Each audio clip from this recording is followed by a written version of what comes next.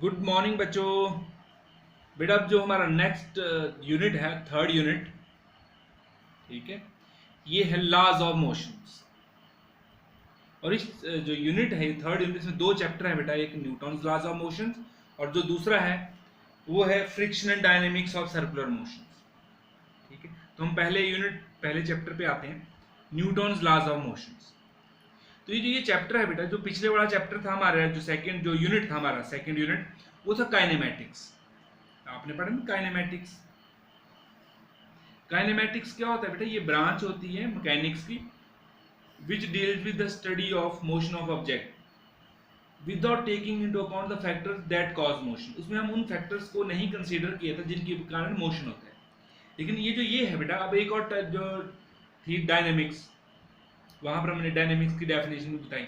ये भी ब्रांच है बेटा मैकेनिक्स की which deals with the study of motions of object by taking into account the factors that cause motion. ठीक है, तो यहाँ पर जो ये लॉज ऑफ मोशन है बेटा, इसमें ये डायनेमिक्स है। तो इस चैप्टर में हम पढ़ेंगे कि वो जो ऑब्जेक्ट मूव कर रहा है किसके कारण मूव कर रहा है। क्लियर? तो बेटा सबसे पहले ध्यान दो, कोई भी ऑब्जेक्ट है रेस्ट में है, जैसे ये पेन है रेस्ट में है, इसको मूव करवाना है तो हमें क्या लगाना पड़ेगा बेटा? फोर्स। हमें इसको क्या करना पड़ेगा? पुश करना पड़ेगा या पुल करना पड़ेगा। ठीक है, कोई भी ऑब्जेक्ट मूव कर रहा है, उसको स्टॉप करना है तो हमें तब भी क्या करना पड़ेगा? उसके अपोजिट, जिस डायरेक्शन में मूव कर रहे हैं उसके अपोजिट डायरेक्शन में क्या लगानी पड़ेगी बेटा? फोर्स।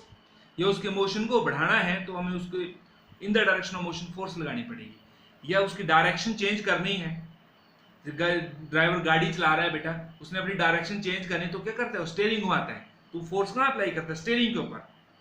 स्टीयरिंग की वजह से फोर्स, वो भी गाड़ी भी मूव करती है। ठीक है, अगर वो स्टीयरिंग नहीं घुमाएगा बेटा, उसके ऊपर फोर्स नहीं लगाएगा तो डायरेक्शन चेंज नहीं होगी। ठीक है, तो जो फोर्स है, अब फोर्स क्या है बेटा? फोर्स एक एक्सटर्नल एफर्ट है in the form of pull और पुश। पुल और पुश की फॉर्म में ये एक एक्सटर्नल एफर्ट है बेटा, जो क्या करता है बेटा? ऑब्जेक्ट अगर रेस्ट में है तो उसको किस में ले आ सकता है बेटा? मोशन में आ सकता है। ठीक है, जैसे पेन है, पेन के ऊपर फोर्स लगाए तो मोशन में आ गया। बुक है, book lying on the table, हम उसके ऊपर, जैसे ये बुक है, कोई भी ले लो आप चाहें, जैसे ये बुक है, इसके ऊपर फोर्स लगाएंगे बेटा हम तो ये मोशन में आ गई। अगर हम बहुत बड़ा पत्थर है उसके ऊपर फोर्स लगाएंगे बेटा तो वो क्या होगा? वो हम उसको मूव अकेले, बहुत सारे आएंगे तब तो करवा सकते, लेकिन अकेले हम उसको मूव नहीं करवा पाएंगे। तो जो हम फोर्स लगाएंगे इन द फॉर्म ऑफ पुल और पुश, क्योंकि जब भी आपने देखना बेटा हम फोर्स लगाते हैं वो या पुल होगा या पुश होगा। ठीक है, तो जो पुल और पुश लगाएंगे तो वो प्रोड्यूस कर सकता है मोशन या try to produce the motion in a body at rest. जो ऑब्जेक्ट रेस्ट में है उसमें या एक्चुअली प्रोड्यूस कर देगा मोशन, से पेन है, बुक को मूव करवा सकते हैं हम, या कोई और लाइट ऑब्जेक्ट उसको हम धक्का देके मूव करवा सकते हैं।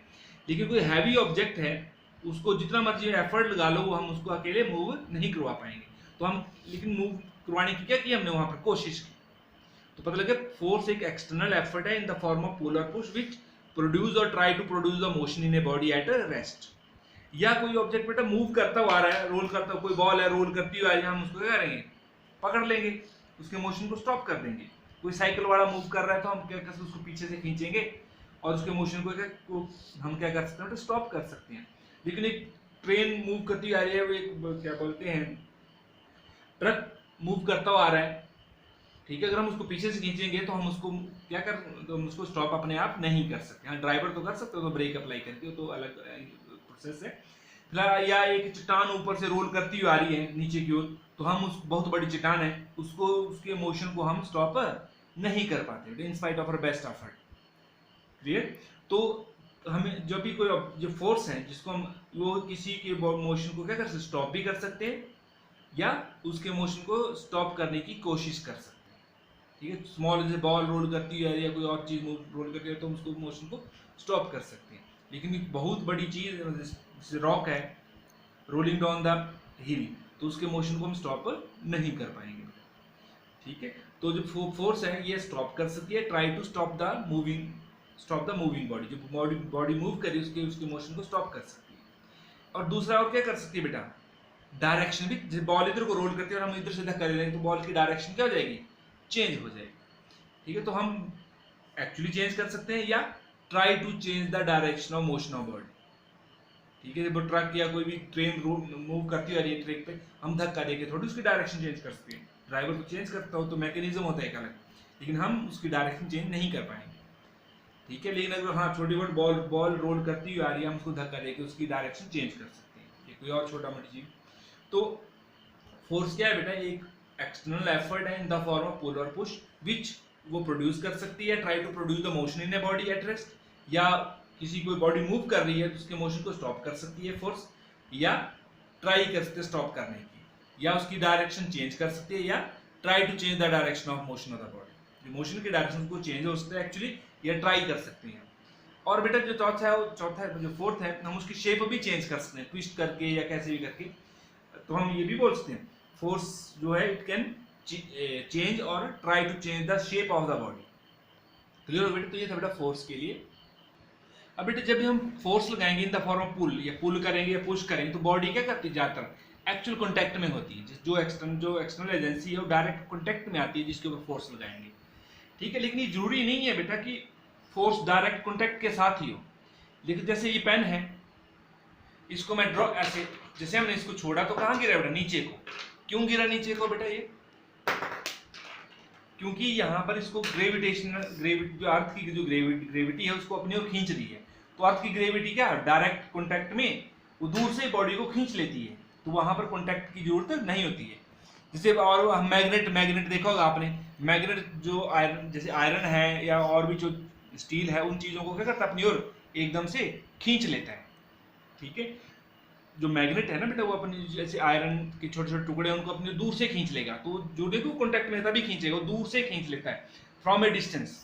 तो वो जो पुल कर रहा है उनको दूर से खींच रहा है। कि जैसे एक मैग्नेट है दूसरे मैग्नेट के सेम पोल को क्या करता है बेटा, नॉर्थ है, नॉर्थ को रिपेल कर देता है। तो कॉन्टैक्ट में नहीं आता, दूर से रिपेल कर देता है बेटा उसको। तो ये जरूरी नहीं है कि जो जब फोर्स जो होगी, जब पुल और पुश लगाएंगे, वो एक्चुअल कॉन्टैक्ट में होना जरूरी है।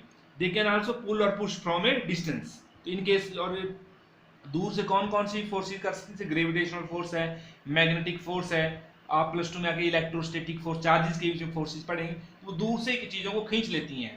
ठीक है, विदाउट एनी कॉन्टैक्ट। ठीक है, या पुश कर सकती हैं, पुल कर देती हैं।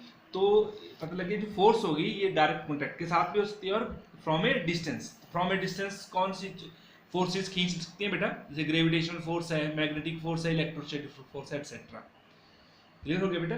अब बेटा नेक्स्ट है हमारे पास एरिस्टोटल फाल्सी। एरिस्टोटल ने क्या बोला है बेटा, फाल्सी मतलब झूठ। ठीक है, लेकिन an external force is required to keep the body in uniform motion. तो उन्होंने जो ये चीज कही है ना बेटा, जब भी कोई बॉडी यूनिफॉर्म मोशन में है तो हमें कंटिन्यूसली एक एक्सटर्नल फोर्स लगानी पड़ेगी उस बॉडी के ऊपर। जैसे ये कोई ऑब्जेक्ट है बेटा, ये इस साइड को मूव कर रहा है। ठीक है, अगर हम यूनिफॉर्म वेलोसिटी से मूव करें, मान लो 20 मीटर पर सेकंड की स्पीड से जा रहा है, इस तरफ एक ही सेम डायरेक्शन में जा रहा है, या ईस्ट की ओर जा रहा है, जो भी है, मतलब एक ही डायरेक्शन जा रहा है, तो ये जो ऑब्जेक्ट है इसको कंटिन्यूसली इतनी स्पीड से मूव करवाने के लिए हमें एक कंटिन्यूसली एक्सटर्नल फोर्स लगानी पड़ेगी इसके ऊपर। ठीक है, तो ये जो इन्होंने बोला बेटा, जो स्टेटमेंट दी है, ये तो उन्होंने जो डेली लाइफ में देखा, इन्होंने ऑब्जर्व किया है कि जैसे कोई भी बॉल है, ये इधर को रोल करती हुई जा रही है। ठीक है, अगर हम बॉल के ऊपर फोर्स लगाना बंद कर दें तो थोड़ी देर बाद बॉल क्या होगी बेटा, एक लेवल में जैसे थोड़ी देर रोल करेगी और धीरे धीरे इसकी स्पीड कम होती है और स्टॉप हो जाएगी। जैसे आप साइकिल चला रहे हैं, मान लो एक लेवल रोड पे आप साइकिल चला रहे हैं, तो आप साइकिल को पैडलिंग करना बंद कर दो, तो साइकिल क्या होगी बेटा, थोड़ी दूर जाके क्या हो जाएगी, रुक जाएगी। तो उन फैक्टर्स को ध्यान में रखते हुए इन्होंने, जो एरिस्टोटल दी है, इन्होंने बोला है बेटा कि जो ऑब्जेक्ट है स्टॉप हो रहा है, तो उस ऑब्जेक्ट को कंटिन्यूसली मूव करवाने के लिए यूनिफॉर्म वेलोसिटी तो हमें एक फोर्स लगानी पड़ेगी। लेकिन एक्चुअल में क्या होता है बेटा, जब हम पैडलिंग करना बंद करते हैं तो जो ऑब्जेक्ट है इसके ऊपर फोर्सेस लगी होती हैं। कौन सी फोर्सेस? फ्रिक्शनल फोर्सेस, वो इनविजिबल फोर्सेस होती हैं बेटा। ठीक है, या फ्रिक्शन ड्यू टू एयर, और साथ में जो ऑब्जेक्ट है, जो सरफेस के कॉन्टैक्ट में है, ग्राउंड के कॉन्टैक्ट, उन दोनों के बीच में फोर्स ऑफ फ्रिक्शन होते हैं। जब ऑब्जेक्ट इधर को मूव करता है, फोर्स ऑफ फ्रिक्शन इस साइड को बेटा, इसके मोशन को क्या करता है, वो अपोज करता है, और धीरे धीरे ऑब्जेक्ट क्या हो जाता है, रेस्ट में आ जाता है। आप कोई भी गाड़ी है, उसके इंजन को स्टॉप कर दो और गाड़ी क्या होगी, थोड़ी दूर जाएगी और रुक जाएगी। क्यों रुकेगी बेटा? क्योंकि वहां पर कंटिन्यूसली कौन सी इनविजिबल फोर्सेस लगी हो, फ्रिक्शनल फोर्सेस पीछे की ओर, जो इसके मोशन को क्या करती हैं, अपोज करती हैं।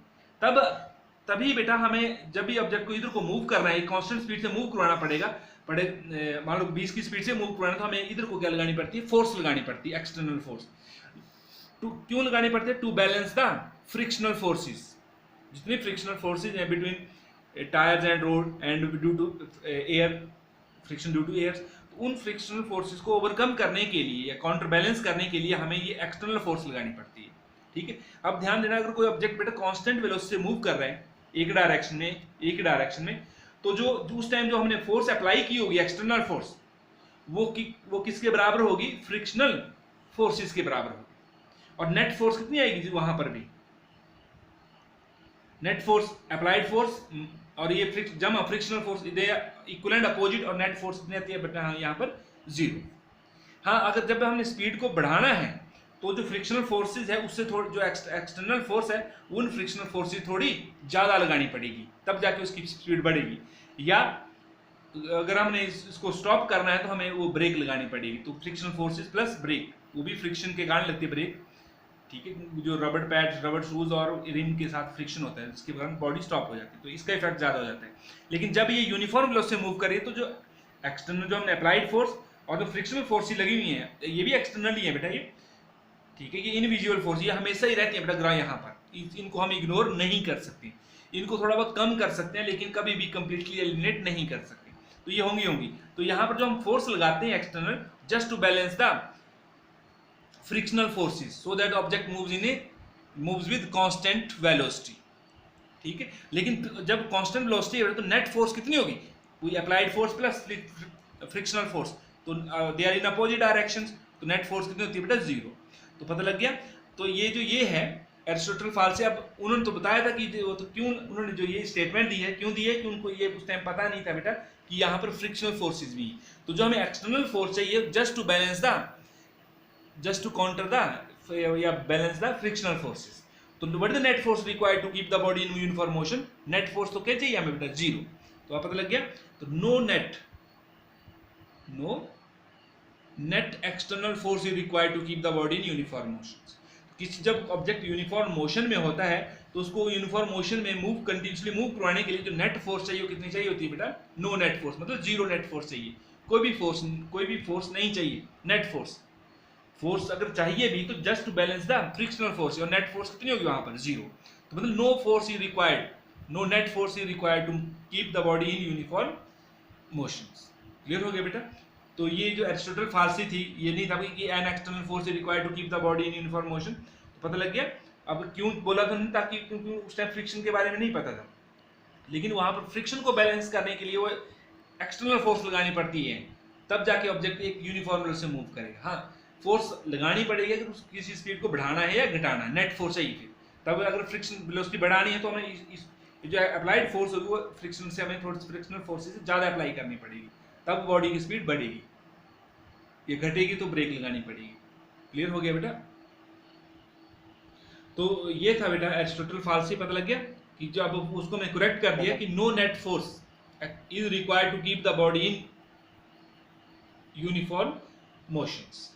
ओके बेटा, थैंक यू।